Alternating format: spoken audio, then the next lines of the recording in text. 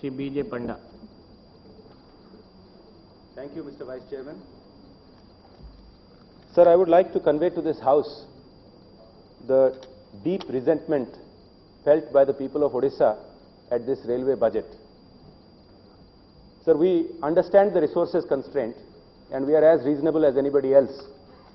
But what we cannot understand and what we will not understand is deliberate distortion in the apportioning of whatever resources there are and deliberate intent to extend regional imbalances. Let me illustrate this, sir, with some statistics on railways in Odisha and our immediate neighboring state, West Bengal. Sir, the best measure of railway development in the country and in any state is the route kilometers per 1,000 square kilometer of area of any state. The national average, I would like to draw this to the attention of the Honorable Minister, the national average of route kilometers per 1,000 square kilometer of area is 19.06. Odisha is the second lowest in the country at 14.8. And what of our next door neighbor, West Bengal? 41.9. Sir, let us take another measure, that of gauge conversion.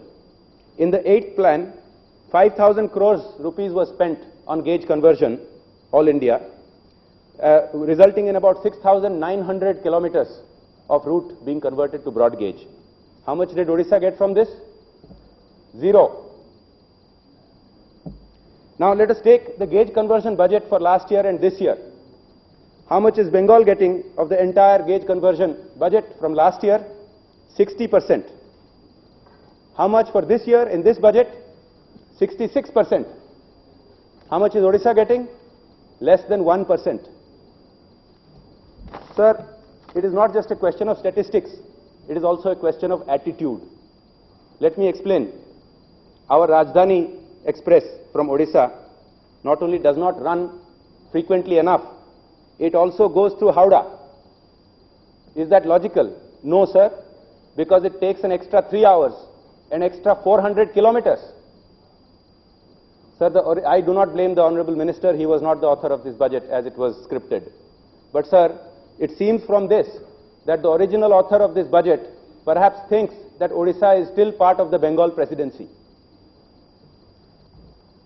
Sir, let us take some other statistics here. The Southeastern Railway Zone. Sorry? Yes, but earlier parts of Odisha has been also part of the Bengal presidency. Yes, I understand. I am talking about... That is true. That is true. But that is perhaps the impression that still prevailed.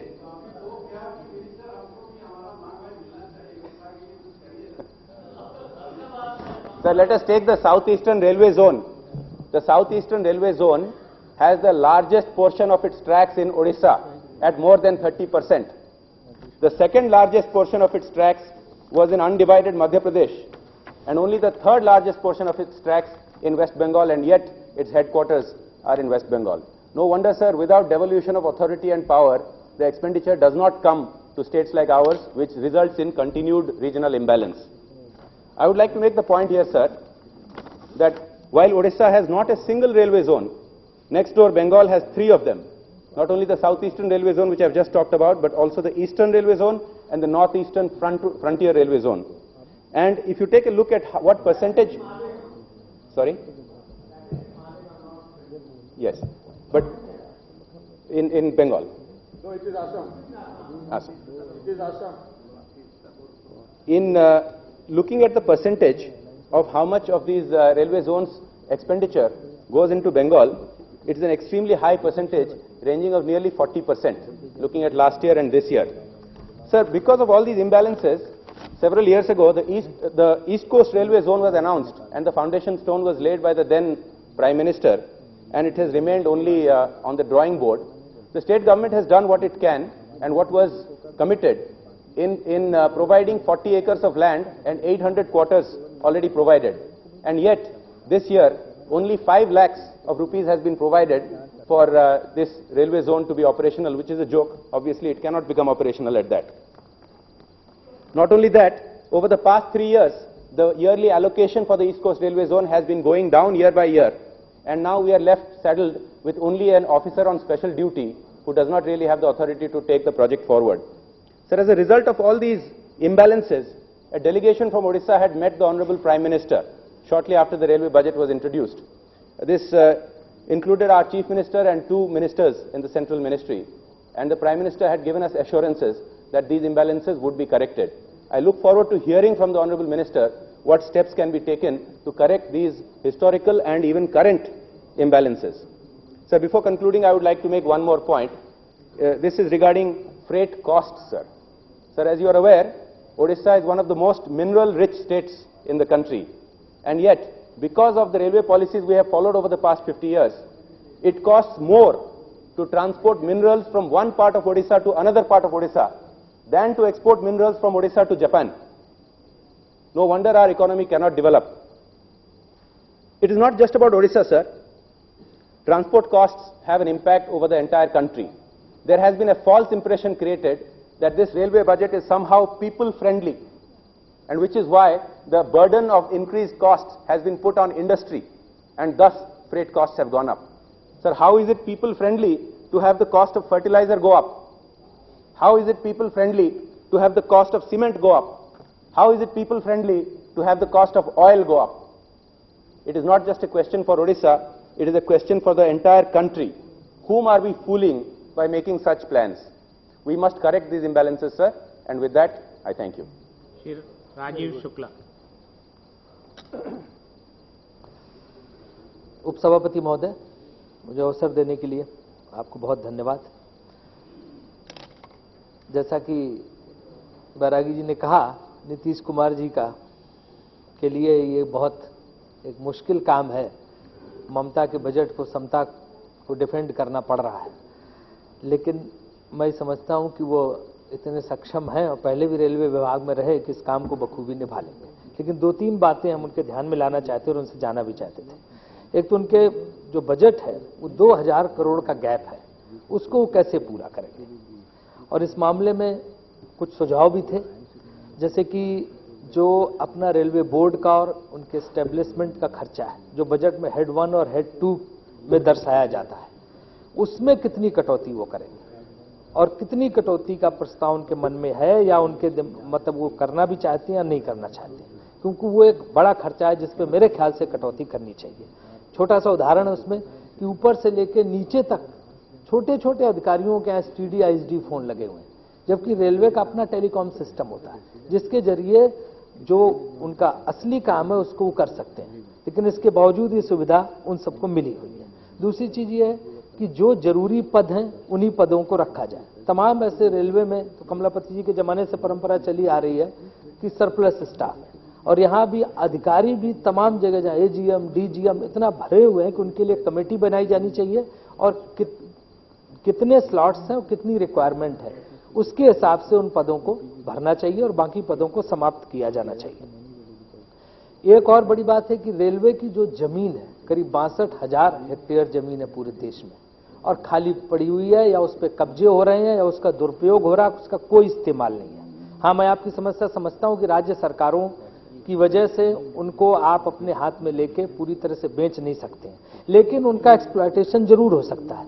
राज्य सरकार से बात करके railway उसको तमाम दूसरे कामों के लिए, प्राइवेट सेक्टर को उन कामों के लिए दे सकती है, और उससे हजारों करोड़ रुपए आप ले सकते हैं, जिससे रेलवे का इंफ्रास्ट्रक्चर इंप्रूव किया जा सकता है, रेलवे सेफ्टी के लिए तमाम काम किए जा सकते हैं, और रेलवे का जो ट्रैक का नवीनीकरण है वो किया जा सकता है, और इससे रेलवे की स्थिति को काफी सुधारा जा सकता है।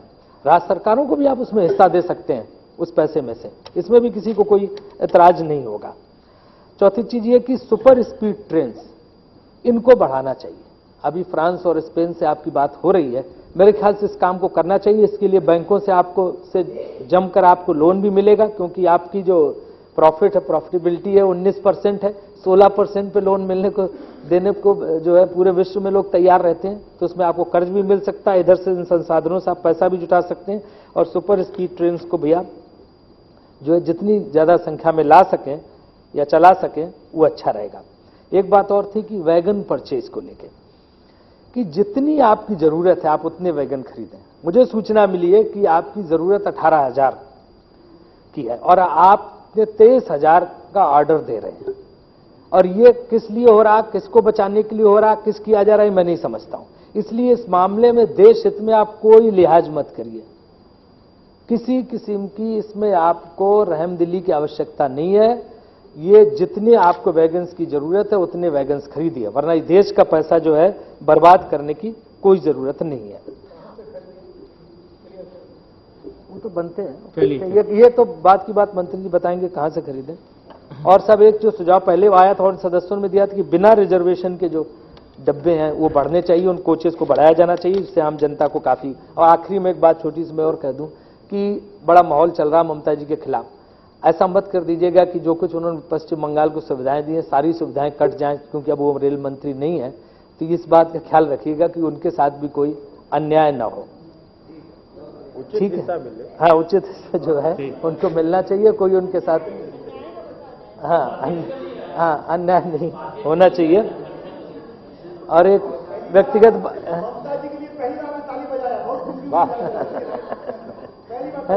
क्योंकि पूरा माहौल जो है ममता उस पर मिले हुए हैं लोग, पूरा माहौल ममता विरोधी हो रहा है, इसलिए मैं नहीं चाहता हूं कि उनके उन्होंने जो कुछ किया सारे गलत, इसलिए वो बंगाल किया उनके साथ अन्याय हो जाए, वो ठीक नहीं है। बाकी मैं ये चाहता था कि लखनऊ कानपुर के बीच में 2-2 घंटे पर अगर आप जो है एक लोकल ट्रेन चलाने का इंतजाम करें तो काफी ट्रैफिक मिलेगा। Thank you.